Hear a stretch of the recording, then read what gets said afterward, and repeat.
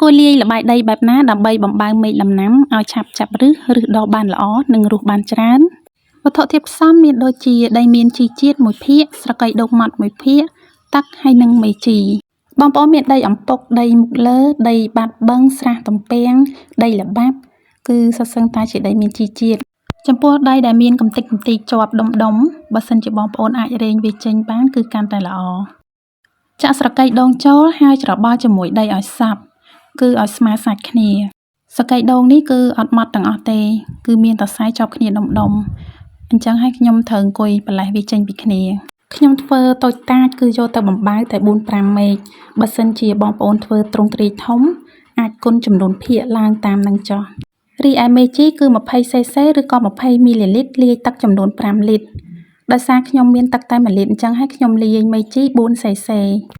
មេជីមានសារៈសំខាន់ណាស់ក្នុងការបំបើដោយសារតែវាមានពពួកអតិសខុមប្រាណដូចជា Rhizobium mycorrhizae ដែលសុទ្ធសឹងតែជាប្រភេទអតិសខុមប្រាណមានប្រយោជន៍ក្នុងការជំនួយដល់ការលូតលាស់ឫសបងប្អូនចាក់ទឹកមេជីចូលហើយច្របល់គ្នាឲ្យសើមតែកុំសើមខ្លាំងពេកបើសិនបងប្អូនជ្រុលដៃ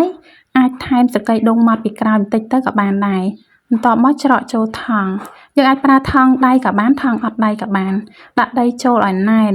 បន្ទាប់មកចងវារួចអាចយកទៅបំបើងមែកដំណាំបានហើយ